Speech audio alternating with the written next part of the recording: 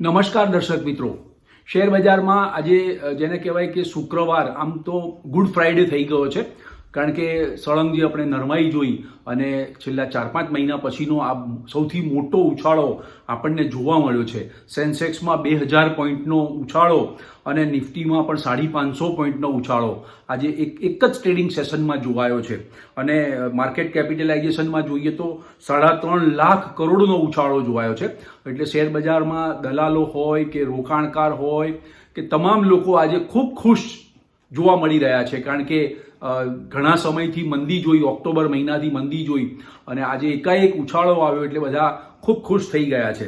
પરંતુ મિત્રો, આગામી સપ્તાહે આ ઉછાળો ટકી રહેશે કે કેમ, તેજી શરૂ થશે કે કેમ, નીચા મથાળે ખરીદવું કે કેમ, કે પછી નરમાઈનો ટ્રેન્ડ ચાલુ રહેશે, કે આ એક જ દિવસનો ઉછાળો હતો, આ તમામ સવાલના જવાબ આપણે આ વિડીયોમાં મેળવવાના છીએ. મિત્રો, ઇન્વેસ્ટિંગ A to Z માં આપનું સ્વાગત છે. હું ભરત પંચાલ. મિત્રો, સૌપ્રથમ આપણે જોઈએ આજના બજારની ચાલ. તો આજે જે મુંબઈ શેર બજારનો જે સેન્સેક્સ છે એ 77,349 ખુલ્યો. ગઈકાલના બંધની સામે ઊંચા મથાળે ગેપમાં ખુલ્યો. શરૂઆતમાં એ સામાન્ય ઘટ્યો, 77,226 થયો. ત્યાંથી એ સડસડાટ ઝડપથી ઉછળી અને 79,218ની હાઈ બનાવી અને ટ્રેડિંગ સેશનને અંતે 79,117.11 બંધ રહ્યો, જે 1961 પોઈન્ટનો ઉછાળો દર્શાવે છે. કરીબન 2.5% ઉપરનો ઉછાળો આપણને જોવા મળ્યો છે. નેશનલ સ્ટોક એક્સચેન્જનો નિફ્ટી ઇન્ડેક્સ 23,411 ખુલ્યો. શરૂમાં એ ઘટીને 23,359 થયો. ત્યાંથી એ ઝડપથી ઉછળી 23,956ની હાઈ બનાવી અને ટ્રેડિંગ સેશનને અંતે 23,907.25 બંધ રહ્યો છે, જે 557.35નો ઉછાળો દર્શાવે છે. ટકાવારી પ્રમાણે 2.39%નો ઉછાળો નિફ્ટીમાં જોવાયો છે. મિત્રો, બજારમાં ઉછાળો આવ્યો, એની સાથે market breadth, advance decline ratio બધું પોઝિટિવ છે. તો 1917 સ્ટોકના ભાવ આજે વધીને આવ્યા, 877 સ્ટોકના ભાવ ઘટીને આવ્યા અને 74 સ્ટોક છે અનચેન્જ રહ્યા. આજે 59 સ્ટોકમાં 52 વીક હાઈ ઉપર બંધ રહ્યા છે અને 97 સ્ટોક છે એ 52 વીક લો નીચે બંધ રહ્યા છે. તેવી જ રીતે 92 સ્ટોકમાં અપર સર્કિટ હતી અને 56 સ્ટોકમાં લોઅર સર્કિટ હતી. આજના ટોપ ગેઇનર્સ જોઈ લઈએ તો SBI આજે ટોપ ગેઇનર્સ છે. બજાજ ફાઇનાન્સ, ટાઇટન, ITC અને TCS એ આજે ટોપ ગેઇનર્સમાં રહ્યા છે અને ટોપ લૂઝર્સમાં માત્ર બજાજ ઓટો એક જ સ્ટોક આવ્યો છે. મિત્રો, ગઈકાલે ડાઉ જોન્સમાં ઉછાળો જોવાયો. તેની પાછળ આજે હોંગકોંગ અને ચાઇના સિવાયના તમામ એશિયાના બજારો આજે પ્લસ હતા. યુરોપિયન માર્કેટ મિક્સ હતું, પણ ડાઉ જોન્સ ફ્યુચર છે એ લગભગ 100 પોઈન્ટ જેવું માઇનસ હતું.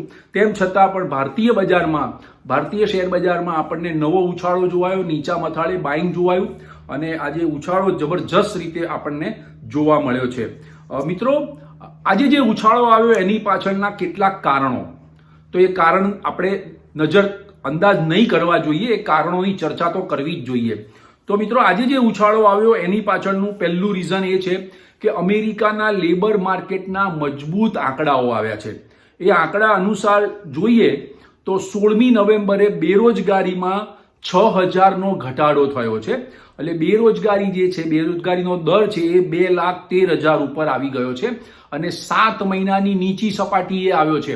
એટલે સૌથી મોટું પોઝિટિવ ફેક્ટર US લેબર માર્કેટના ડેટા છે. એટલે આ ડેટા આવ્યા પછી આજે IT સ્ટોકની આગેવાની હેઠળ જ આપણને શેર બજારમાં ઉછાળો જોવાયો.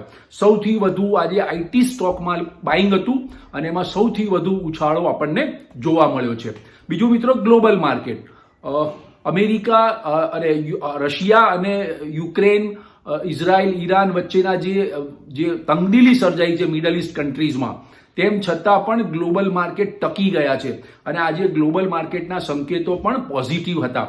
એટલે આજે બજારમાં એક નવો વિશ્વાસ પેદા થયો છે. એટલે બજાર આજે અને ક્રૂડના ભાવ પણ સ્ટેબલ જોવા મળ્યા છે છેલ્લા 3 દિવસથી. એટલે માર્કેટમાં આપણને આજે નવું બાઇંગ જોવાયું ને નવો ઝડપી ઉછાળો જોવાયો. નીચા મથાળે નવું બાઇંગ આવ્યું, ટેકારૂપી બાઇંગ. તો હું તમને છેલ્લા 3 દિવસથી કહી રહ્યો હતો કે ભાઈ ટેકારૂપી બાઇંગ આવી રહ્યું છે, ધીમી ગતિએ ધીમું બાઇંગ છે. ગઈકાલે અદાણીના જે સમાચાર આવ્યા લાંચ કેસના, એને કારણે માર્કેટનું સેન્ટિમેન્ટ ખરડાઈ ગયું હતું. નહીં તો આ ઉછાળો ગઈકાલે જ આવવાનો હતો, પણ ખરેખર જોવા જઈએ તો માર્કેટનું સેન્ટિમેન્ટ ગઈકાલે ખરડાઈ ગયું હતું અદાણીના લાંચ કેસને બાબતના કારણે. આજે પણ અદાણીના ગ્રુપના જે શેરોની વાત છે એ આપણે કરવી છે. આ કારણો પતી જાય પછી આપણે એની ચર્ચા કરીએ છીએ. તો નીચા મથાળે નવું બાઇંગ. તો મિત્રો મારે તમને કહેવું છે 85,978 ની હાઈ બનાવી સેન્સેક્સે, લાઈફ ટાઈમ હાઈની સપાટી, ત્યાંથી એ સળંગ ઘટ્યો છે. ઓક્ટોબર મહિનાથી તમે જુઓ, ઓક્ટોબર નવેમ્બર બંને મહિનામાં સતત 1.5 મહિનામાં આપણને ઘટાડો જોવાયો છે. આવો ઉછાળો પહેલી વાર આવ્યો છે. એટલે ટેકનિકલી જોવા જઈએ તો ઓવરસોલ્ડ સિચ્યુએશન જોવા મળતી હતી. એને કારણે જ આપણે ગત સપ્તાહે જે વિડીયો બનાવ્યો હતો અને એનું ટાઇટલ હતું કે આગામી સપ્તાહે બજાર બાઉન્સ બેક થશે. તો ખરેખર આજે બાઉન્સ બેક થયું છે. માર્કેટમાં તેજી શરૂ થઈ છે એવું માની ન લેવું. આ બાઉન્સ બેક બજાર છે. કારણ કે આપણે કોઈ પણ દડો 5મા માળેથી નીચે નાખીએ તો બીજા માળે કે ત્રીજા માળે પાછો આવે, એવી જ રીતે આ બાઉન્સ થયેલું બજાર છે. એટલે હજી આપણે જોવું જોશે કે કયું રીઝન, કયું ફેક્ટર્સ આપણને જોવા મળે છે. તો મિત્રો નીચા મથાળે નવું ટેકનિકલ બાઇંગ આવ્યું, એટલે બાઉન્સ બેક જોવાયો છે, ટેકનિકલી બાઉન્સ બેક જોવાયો છે. અને હા, ડીઆઈઆઈ નું બાઇંગ, તો એફઆઈઆઈ જેટલું વેચી રહી છે એટલું ડીઆઈઆઈ ખરીદી રહી છે. એટલે એફઆઈઆઈ ની બધી વેચવાલી જે છે એબ્સોર્બ થઈ રહી છે. એ માર્કેટ માટે ખૂબ મોટી પોઝિટિવ સાઇન છે અને બજાર એટલે જ ખાસું એવું ટકી ગયું છે. 10 થી 12% કરેક્શન પછી પણ બજાર ટકી રહ્યું છે અને આજે આપણને બાઉન્સ બેક એટલા માટે જોવા મળ્યો છે આટલો મોટો. એટલે આ 4 કારણો હતા. એક તો અમેરિકાના લેબર માર્કેટનો ડેટા ખૂબ સારો આવ્યો, એટલે આઈટી સ્ટોકમાં તેજી જોવા મળી. ગ્લોબલ માર્કેટના સંકેતો સારા છે.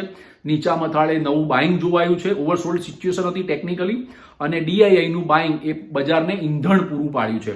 બીજું મિત્રો, હવે કેટલાક અગત્યના સમાચારો પણ આવ્યા છે, એના ઉપર પણ નજર કરીએ અને ત્યાર પછી જોઈએ કે આગામી સપ્તાહે બજાર કેવું રહેશે.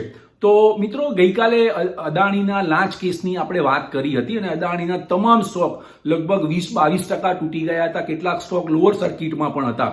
તો એ માર્કેટ ક્લોઝ થયું પછી કેન્યાએ પણ અદાણી ગ્રુપની જે એની ડીલ હતી એ રદ કરવાની સત્તાવાર રીતે જાહેરાત કરી. એટલે એરપોર્ટનું ડેવલપમેન્ટની વાત કેન્યામાં એને ડીલ હતી અને $70 કરોડ પાવર ટ્રાન્સમિશન લાઇન માટેની ડીલ હતી. એ બંને ડીલ એમણે કેન્સલ કરી છે. એટલે પડ્યા પર પાટું છે અદાણી ગ્રુપને. એટલે અદાણી ગ્રુપના શેરો આજે સવારે ખુલતાની સાથે ધડાધડ તૂટી ગયા હતા અને ખાસી એવી વેચવાલી જોવા મળી હતી. નીચા મથાળે આવી ગયા હતા, પણ બજારનું સેન્ટિમેન્ટ થોડું સુધારા ઉપર આવ્યું.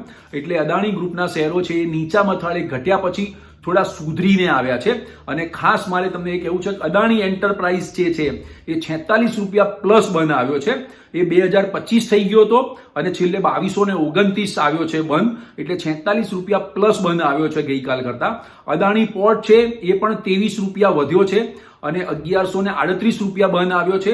અદાણી પોર્ટ ઘટીને 1054 થઈ ગયો હતો અને છેલ્લે 1138 બંધ આવ્યો છે, તે પ્લસ બંધ આવ્યો છે. અને બીજો અદાણી ટોટલ ગેસ એ છે $567 થઈ ગયો હતો તૂટીને અને છેલ્લે $611 બંધ આવ્યો છે, જે ગઈકાલના બંધની સામે $9 પ્લસ બંધ આવ્યો છે. તે સિવાય energy solution, green energy, power અને વિલ્મર આ તમામ સ્ટોક છે એ ઘટીને આવ્યા છે. હા, પણ નીચા મથાળેથી બાઇંગ જોવાયું છે. જે લો બનાવી ત્યાંથી એ સુધરીને બંધ રહ્યા છે, પણ ગઈકાલના બંધની સામે એ ઘટીને બંધ રહ્યા છે. એટલે એક અદાણીના ખૂબ મહત્વના સમાચાર હતા. મિત્રો, અદાણી ગ્રુપનો જે ઇસ્યુ છે, હિન્ડનબર્ગના આરોપો વખતે પણ રાજકીય મુદ્દો બની ગયો હતો અને આ વખતે જ્યારે અમેરિકાની કોર્ટમાં લાંચ કેસના આરોપો મુકાયા છે ત્યારે પણ આ રાજકીય મુદ્દો બની ગયો છે. કોંગ્રેસે એમની પર ખાસું એવું કિચડ ઉછાળ્યું છે અને ખાસા એવા આરોપો પણ કર્યા છે, ધરપકડની માંગ પણ કરી છે. એટલે આ બધી બાબતો રાજકીય છે, પણ તેમ છતાં પણ આપણે જોઈએ અમેરિકાની કોર્ટમાં એનું શું ડિસિઝન આવે છે. ન્યાય એ સર્વોપરી છે. મિત્રો, બીજી વાત એ કરવી છે કે આઈપીઓ ન્યૂઝની વાત કરીએ તો એનટીપીસી ગ્રીનનો જે આઈપીઓ આવ્યો હતો એ 93 ટાઈમ્સ ઓવર સબસ્ક્રાઇબ થયો છે. એક મહત્વનું અપડેટ છે. બીજું, આગામી સપ્તાહે સંસદનું શિયાળુ સત્ર મળી રહ્યું છે 26મી નવેમ્બરને સોમવારથી. તેમાં 5 નવા બિલ રજૂ થવાના છે. આ બિલને શેર બજાર સાથે સંબંધ રહેવાનો છે, કારણ કે જે કંપનીઓના જે ઇન્ડસ્ટ્રીઝના જે બિલ રજૂ થવાના છે એનું નામ છે શિપિંગ ઇન્ડસ્ટ્રીઝનું બિલ આવી રહ્યું છે, shipping industries. Indian ports bill આવી રહ્યું છે. મર્ચન્ટ એન્ડ શિપિંગ બિલ આવી રહ્યું છે, બેન્કિંગ લો એમેન્ડમેન્ટ બિલ પણ આવી રહ્યું છે. એટલે આ જે 5 બિલ રજૂ થવાના છે સંસદમાં, એ જોયા પછી આપણે નક્કી કરીશું કે ક્યાં કોને કેટલી પોઝિટિવ અસર જોવા મળે છે. પણ સંસદનું શિયાળુ સત્ર શરૂ થઈ ગયું છે. અદાણીનો મુદ્દો એમાં ગાજવાનો છે. સંસદના શિયાળુ સત્ર તોફાની પણ બનવાનું છે અને ઘણા બધા એવા મુદ્દા પણ છે. તેમજ મહારાષ્ટ્રનું ઇલેક્શન અને ઝારખંડના ચૂંટણીના પરિણામો આવતીકાલે શનિવારે જ આવવાના છે. એટલે સોમવારે પણ એની બજાર ઉપર અસર જોવા મળશે. ત્યાં સ્થિર સરકાર આવે છે કે પછી ગઠબંધનવાળી સરકાર આવે છે, એ જોવું રહ્યું. તો મિત્રો, હવે જોઈએ કે આપણે બજાર આગામી સપ્તાહે કેવું રહેશે. હા, તો આગામી સપ્તાહે બજારમાં આ ઉછાળો ટકી રહેશે? ના, આ ઉછાળો ટકશે નહીં. આગામી સપ્તાહે બજારમાં જે નરમાઈનો ટ્રેન્ડ છે ટૂંકા ગાળાનો, એ ચાલુ રહેશે. દરેક ઉછાળે વેચવાલી આવશે. ઊંચા મથાળે કશું નવું બાઇંગ કરવું નહીં. આ બાઉન્સ બેક છે, ઉછાળો છે. નીચા મથાળે હાઈલી ઓવરસોલ્ડ પોઝિશન હતી એટલે એ બાઉન્સ થયું છે. એટલે ખૂબ સાવચેતી સાથે આપ ટ્રેડ કરજો અથવા ઇન્વેસ્ટમેન્ટ કરજો. બાકી ઇન્વેસ્ટમેન્ટ કરવાનું હાલના તબક્કે મને યોગ્ય લાગતું નથી, કારણ કે એફઆઈઆઈ સતત વેચવાલ છે. તમે જુઓ, ડિસેમ્બર એન્ડિંગ છે એમને એફઆઈઆઈસને, અને ઓક્ટોબર મહિનો, નવેમ્બર મહિનો પણ એમણે ખાસું એવું વેચ્યું છે. તમે તારીખ જુઓ, 21મી નવેમ્બર, એટલે કે ગઈકાલે એફઆઈઆઈએ 5,320 કરોડનું નેટ સેલ કર્યું છે. 5,320 કરોડનું નેટ સેલ કર્યું છે. તેની સામે ડીઆઈઆઈએ 4200 કરોડનું બાય કર્યું છે. ટોટલ નવેમ્બર મહિનાની વાત કરીએ તો 39,000 કરોડ રૂપિયાનું એમણે નેટ સેલ કર્યું છે, અને ઓક્ટોબર મહિનાનું 1,14,000 કરોડનું જુદું. એટલે આ આટલી મોટી ફિગરમાં એફઆઈઆઈનું સેલિંગ પ્રેશર ચાલુ છે. સામે એફઆઈઆઈએ 35,000 કરોડનું નવેમ્બરમાં ખરીદી કરી છે, નેટ બાય કર્યું છે. પણ એફઆઈઆઈનું સેલિંગ પ્રેશર ચાલુ રહેશે. 15મી ડિસેમ્બર સુધી મને એમ લાગે છે કે ચાલુ રહેશે. 15મી ડિસેમ્બર પછી એ લોકો નાતાલનું વેકેશન ગાળવા માટે નીકળશે અને એમના ટ્રેડ પણ ઓછા થઈ જશે. એટલે મને એફઆઈઆઈની વેચવાલીનો જે ફિગર્સ છે એ વધારે ડેન્જરસ લાગે છે માર્કેટ માટે, કારણ કે એ જે ફ્લો આવે માર્કેટમાં, વેચવાલીનો ફ્લો આવે, એ કોણ ખરીદે? હા, અત્યારે તો ડીઆઈઆઈ ખરીદી રહી છે, પણ તેમ છતાં પણ માર્કેટનું સેન્ટિમેન્ટ એફઆઈઆઈની વેચવાલીને કારણે ખરડાયું છે. ક્વાર્ટર 2ના અર્નિંગ્સ જેવા જોઈતા હતા તેવા નથી આવ્યા. ઇકોનોમિક સ્લોડાઉન, કંપનીઓનું સ્લોડાઉન પણ જોવા મળ્યું છે. કેટલીક કંપનીઓએ તો ખોટ પણ દર્શાવી છે. એટલે કોરોના પછીની જે સ્થિતિ છે આ ક્વાર્ટર 2ની, એ પણ નબળી જ આવી છે. બીજું તમને મારે કહેવું છે મિત્રો કે બજાર ટેકનિકલી વીક છે. સમજો, ઉપરથી જે હાઈ બનાવીને 10થી 12% કરેક્શન આવ્યું છે, પણ માર્કેટ હાલ સ્ટેડી થાય એવું નથી, કારણ કે મિડલ ઇસ્ટ કન્ટ્રીઝમાં જે યુદ્ધની સ્થિતિ સર્જાઈ છે, રશિયા જે જબરજસ્ત રીતે એટેક કરી રહી છે અને સામે યુક્રેન પણ એને જવાબ આપી રહી છે. અમેરિકાની મિસાઇલનો પણ ઉપયોગ કર્યો. આપ જુઓ છો, આ બધા સમાચારો રોજ આવતા જ જતા રહેતા હોય છે. એટલે અને આ બાજુ ઇઝરાયલ છે એ લેબનોન ઉપર સતત હુમલો ચાલુ જ રાખ્યો છે. તો આ બધા જે ફેક્ટર્સ છે, અને ક્રૂડનું ઉત્પાદન વધવાનું નથી, ઓપેકે જાહેર કર્યા તે મુજબ. એટલે ક્રૂડનો વપરાશ પણ વધવાનો જ છે શિયાળો આવ્યો એટલે. આ બધા ફેક્ટર્સને કારણે માર્કેટમાં આગામી સપ્તાહે નરમાઈનો ટ્રેન્ડ જ રહેવાનો છે. ઉછાળે વેચનારની જ જીત રહેવાની છે. હમણાં કોઈએ નવું બાય કરવું નહીં. મેં ગત સપ્તાહના વિડીયોમાં પણ કહ્યું હતું કે આગામી સપ્તાહે બાઉન્સ બેક થશે, પણ એ લેવા માટે નથી. તો મિત્રો, નિફ્ટીની આપણે આગામી સપ્તાહના કેટલાક લેવલ આપી દઈએ તો નિફ્ટીમાં મને 23,800નો રેઝિસ્ટન્સ લાગે છે. આજે એ કુદાવી દીધું છે, 23,907 ઉપર બંધ છે. એટલે વધુમાં વધુ 24,100 સુધી જઈ શકે છે. સોમવારે જો બાઉન્સ બેક થાય, કોઈ પોઝિટિવ ફેક્ટર આવે તો 24,100 સુધી જઈ શકે છે. અધરવાઇઝ મને 23,800ની તેજી લાગતી નથી. અને નીચામાં 23,200નું એક મજબૂત સપોર્ટ લેવલ છે. એટલે ત્યાં માર્કેટ થોડું બાઉન્સ બેક આપણને જોવા મળ્યું છે. ગઈકાલે નિફ્ટીમાં 23,263નું લેવલ બતાવ્યું હતું. 23,200, 23,300 એક મજબૂત સપોર્ટ લેવલ અત્યારે હાલ માની લેવું.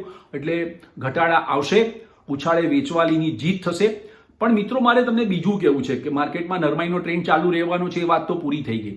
પણ કેટલાક દિવસોથી ન્યૂઝપેપરમાં ડિજિટલ એરેસ્ટની વાત આવી રહી છે. તો મારે તમને અવેર કરવા છે. રોજ ન્યૂઝપેપરમાં આપ વાંચતા હશો કે શેર બજારમાં આટલા લાખની લાલચ આપી અને નફો કમાવાની લાલચ આપીને 2 કરોડ લઈ લીધા, 2 કરોડનું કૌભાંડ કર્યું, 1.5 કરોડનું કર્યું, 1 કરોડ વૃદ્ધા પાસેથી લઈ લીધા. તો આ ડિજિટલ એરેસ્ટની ઘટનાઓ ઘણી બધી બની રહી છે. છેલ્લા 15 દિવસથી આ સતત રેશિયો વધતો રહ્યો છે.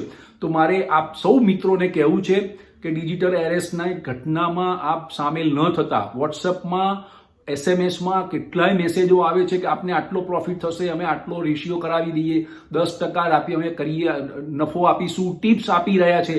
તો એવા બધામાં ક્યાંય ફસાવું નહીં. તમારો નંબર વોટ્સઅપ ગ્રુપમાં એડ કરી દેવામાં આવે. એમાં પણ તમને આ બાય કરો ને પેલું બાય કરો ને એવી બધી ટિપ્સો આપવામાં આવે છે. તો મિત્રો એમાં ફસાતા નહીં, ક્યાંય પણ ફસાતા નહીં. આપ ઓફિશિયલ તમારો જે બ્રોકર હોય એના ત્યાં તમે જે ટ્રેડિંગ કરતા હોય કે તમે ઇન્વેસ્ટમેન્ટ કરતા હોય કે શેર બાય કરતા હોય કે શેર સેલ કરતા હોય ત્યાં જ તમે શેર સેલ બાય કરજો.